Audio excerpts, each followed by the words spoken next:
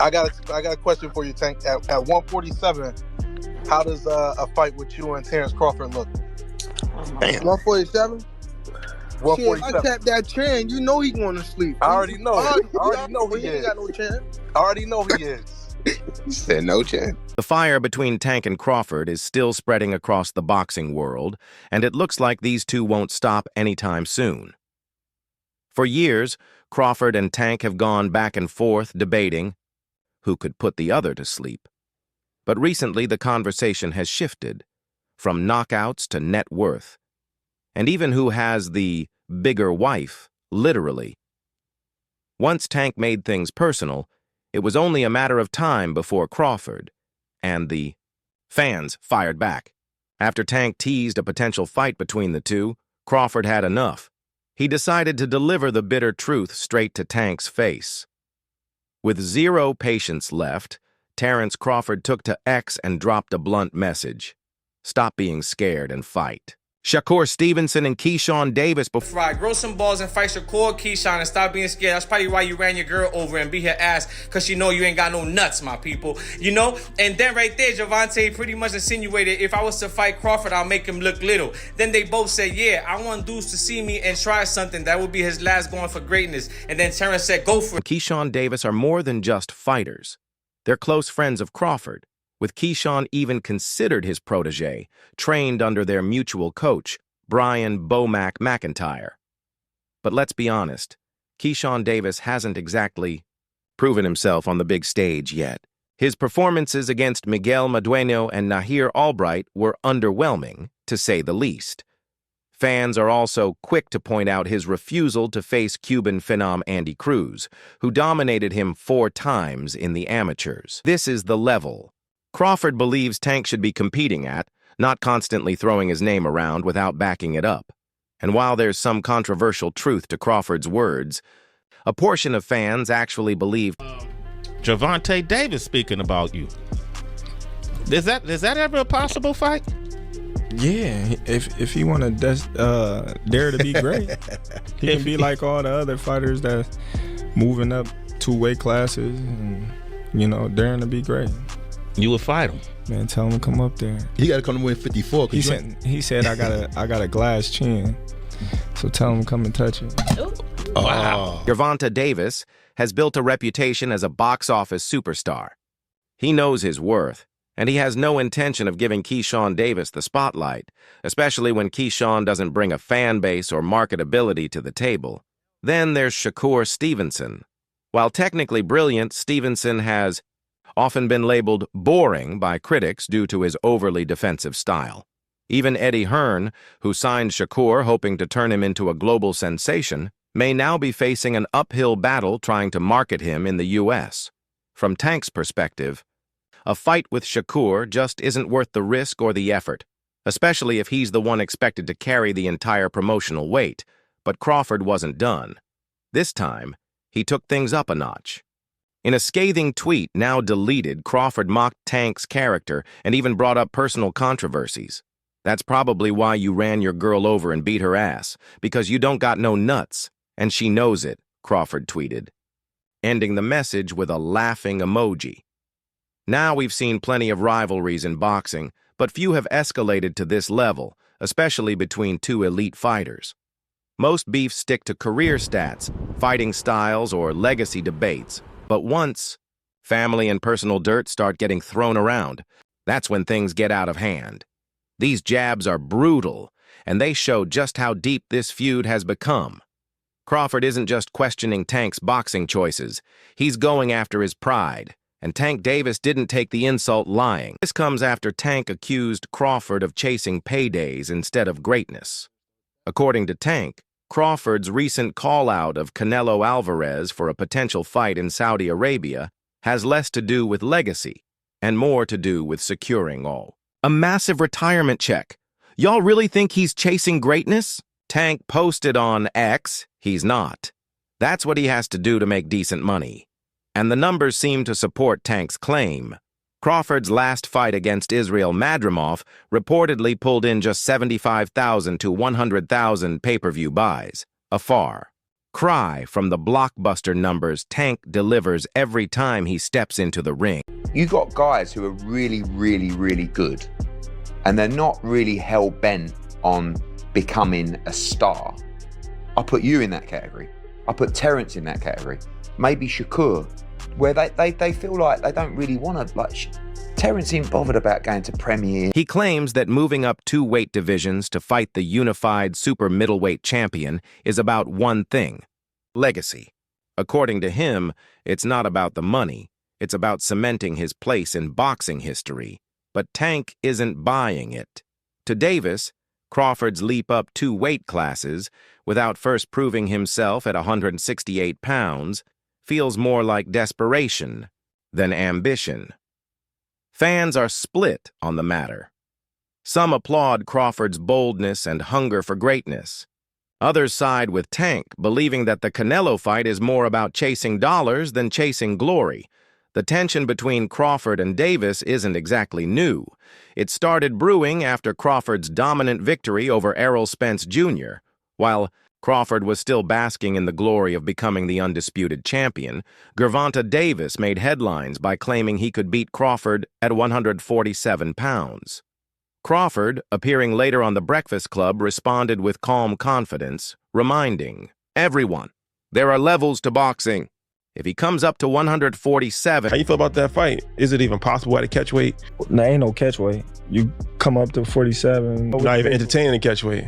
No, I'm not. He's a champ though too, undefeated. And what champ? Come on, man, tell me what belt. You know boxing. You forgot Devin Haney is undisputed. Devin Haney got all the belts. He the champ. Nobody else the champ. I'm gonna come up here where the big boys at. All right. Has his eyes firmly set on Canelo Alvarez, a matchup that promises both legacy and a massive payday. Meanwhile, Gervonta "Tank" Davis already has his next opponent lined up, Lamont Roach Jr., with a fight scheduled at the Barclays Center on March 1st.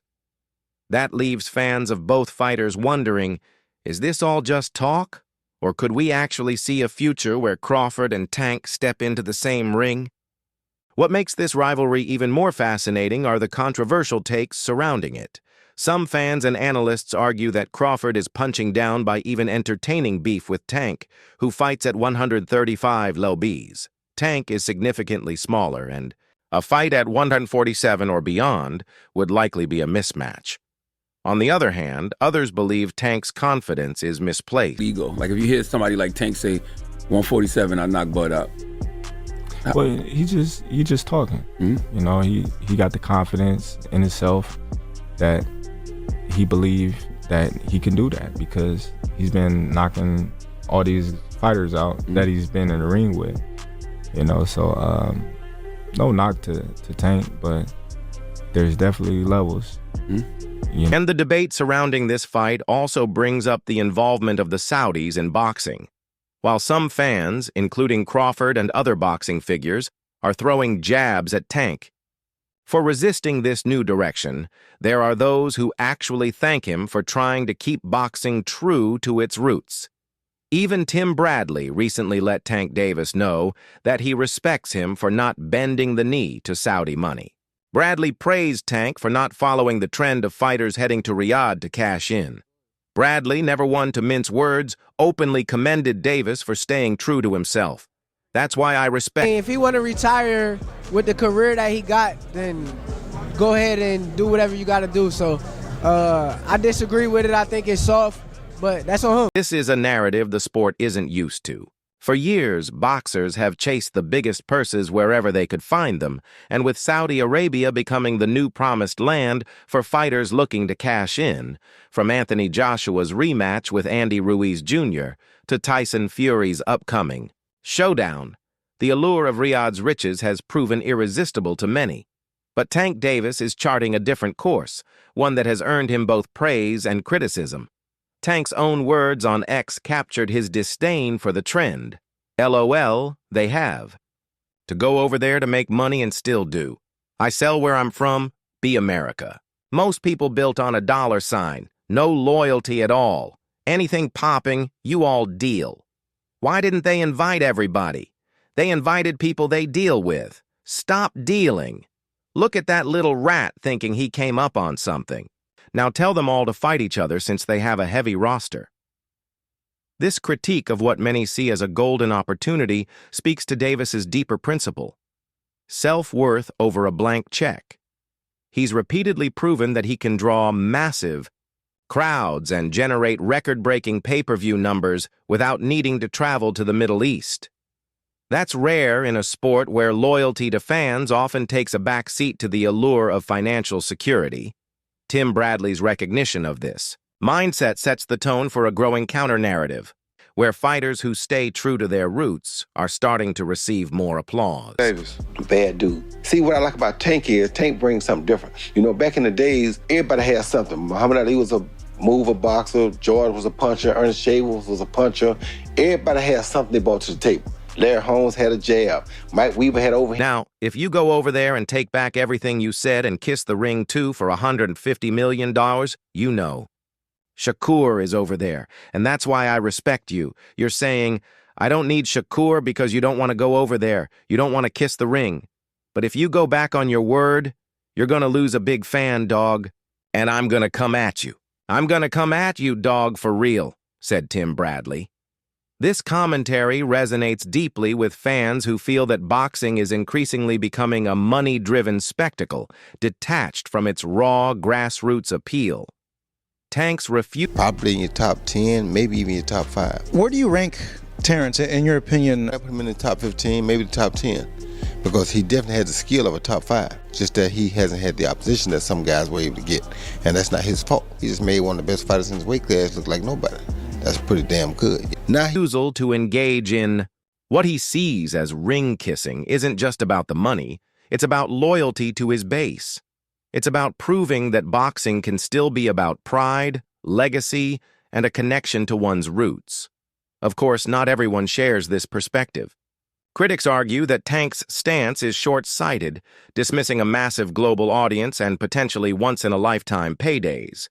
They point to Terence Crawford and Canelo Alvarez, two fighters universally respected for their achievements, who are reportedly aligning with Turki Al-Sheikh for big fights this year. Ryan Garcia and Devin Haney are also rumored to have struck deals, signaling a shift in the sport's epicenter. However, Davis seems unfazed. For him, the Saudi scene represents a deviation from what boxing should stand for, a view that's becoming increasingly rare in today's climate. 405. 405.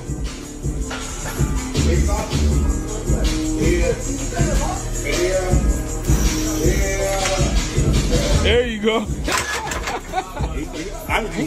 Fans on social media are equally divided. Some praise Tank Davis for standing his ground, calling him a man of principle and a throwback to an era when fighters didn't sell out. Others question his motivations, accusing him of hiding behind morality to avoid challenging himself against the best on a global stage. This debate speaks to the broader tensions within boxing, a sport that's constantly wrestling with its dual identity as both a noble art and a ruthless business. Oh, stop closing up. Gotta let it go. Keep turning, step around. Keep turning.